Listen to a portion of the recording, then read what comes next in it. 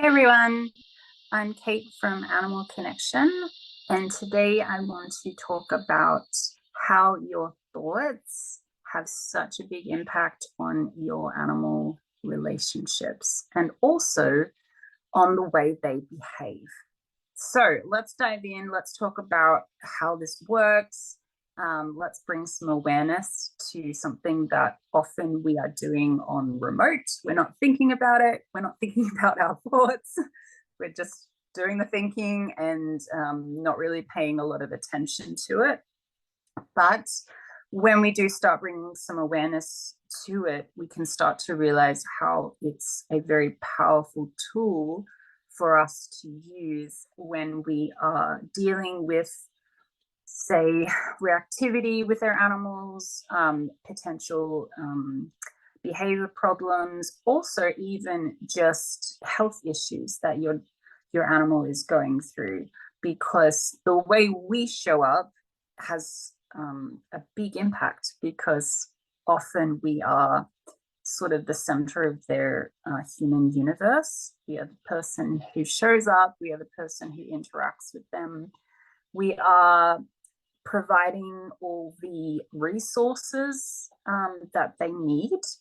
And that can be anything from like the food, the shelter, the handling and the care of the animal as well. So we have a huge role, and a huge role that sits in the very background of all that is our thoughts.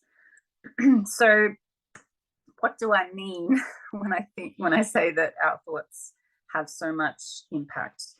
I think, like, from my perspective, the reason why I focus on the thoughts is because behavior a lot of the time comes from the origin of it is a thought. Okay, so it comes up on sort of a subconscious, then a conscious level. We usually start to experience some kind of body sensation, and then behavior follows.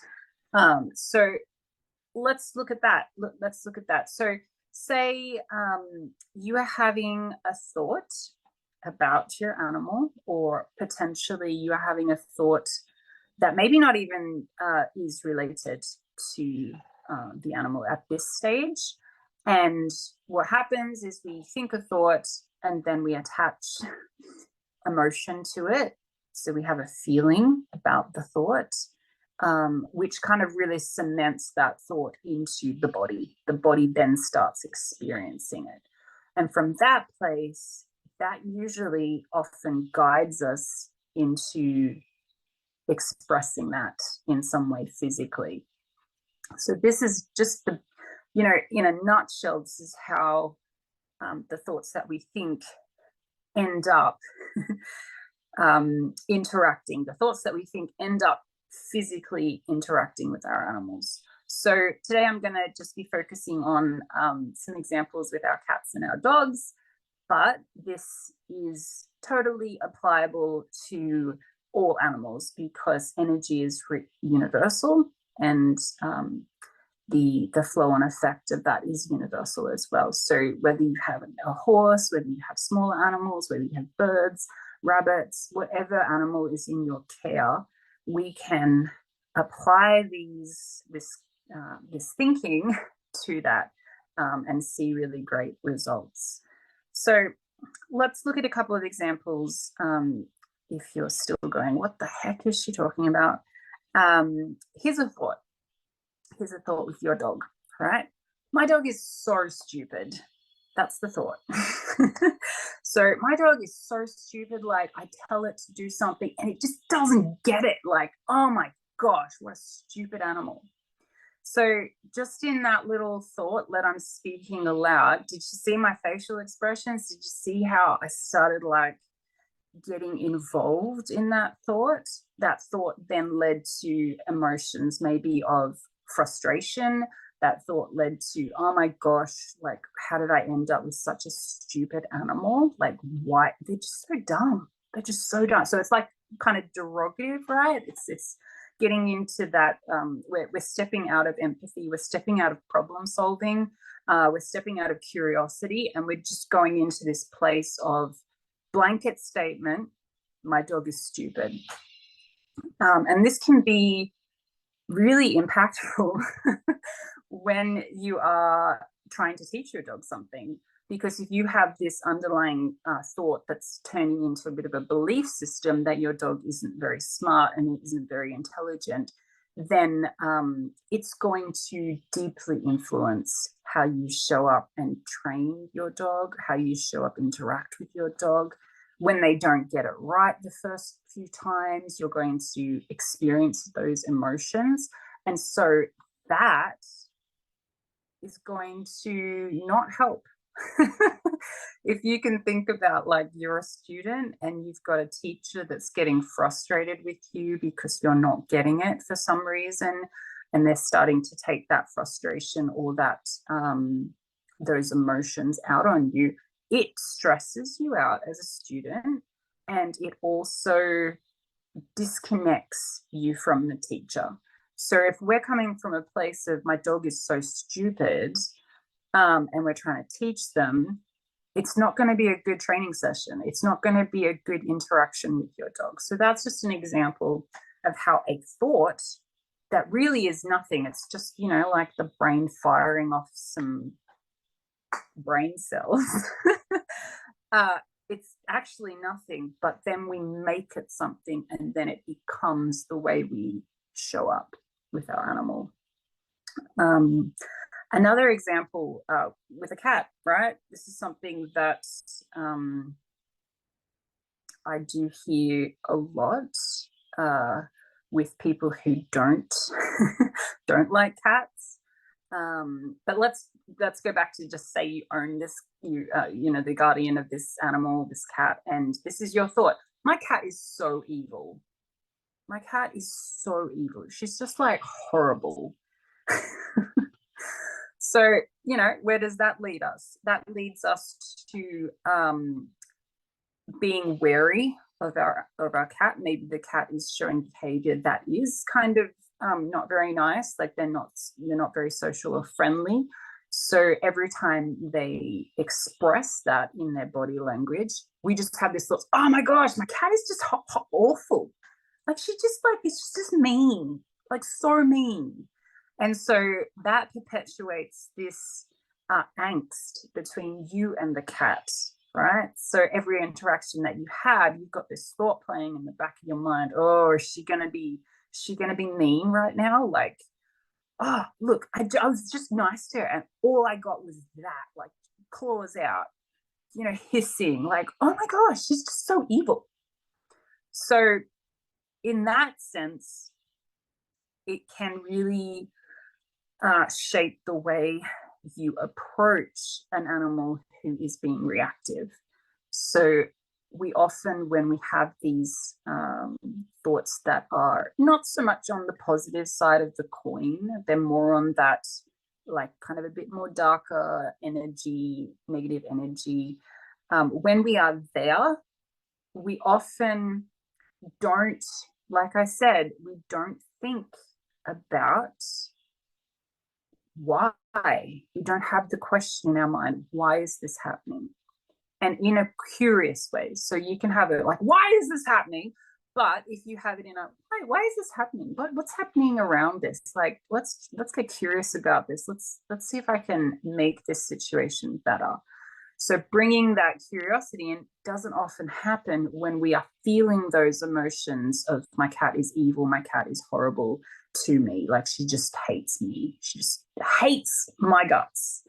So you're going to come from a place where it's almost going to be wounded ego, wounded pride. You're going to be quite dismissive potentially. If we stay in that state, you're going to be like, oh, my cat. And that is going to be felt by your cat. She is going to feel that.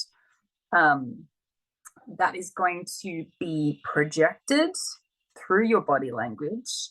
And if you've already got some tension in the relationship, if your animal already feels like they don't have a say in their life, or they're feeling uncomfortable or stressed, if they are already feeling that, these thoughts that become the way we show up are just going to amplify that. It's just going to make it worse.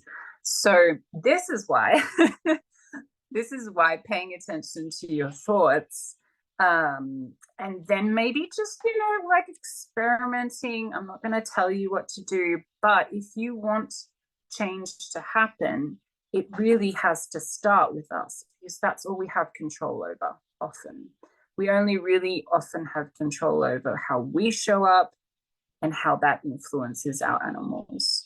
Okay, so if you want to see change, if you want to see deeper connection, deeper communication, like love, affection, trust, it's important to start inside us. go a little deep, go, oh, how am I feeling about this? And then surround that with some love, some acceptance, and some compassion as well, because what you feel is valid, what you feel and think is important, but like all thoughts, sometimes they serve us and sometimes they don't. So when you shift the dynamic with your thoughts, so instead of saying my dog is stupid, you could say, my dog struggles with this, like there's something she's not getting. And when we start thinking like that, then we go, okay, so what can I do? What can I do to help? How can I be a better communicator? How can I be a better teacher? Maybe I need to shift my training style and teach it in a different way. Maybe I need to be more patient. Maybe I need to be more enthusiastic when they do make those like tiny little progress steps, like get more excited about that, so that they respond and then they feel like, it's a good thing that they're trying. Like, any little step along the way could be celebrated when we go, my dog is struggling with this.